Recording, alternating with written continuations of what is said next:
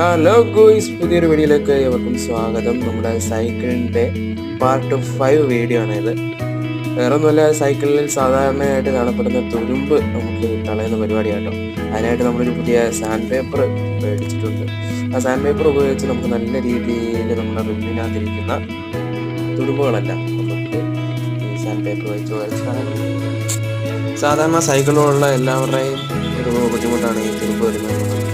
maximum ഇതുപോലുള്ള sand പേപ്പറുകളൊക്കെ ഉപയോഗിച്ച് റിമ്മിലെ തുരുമ്പുകളൊക്കെ maximum ഒഴിവാക്കാൻ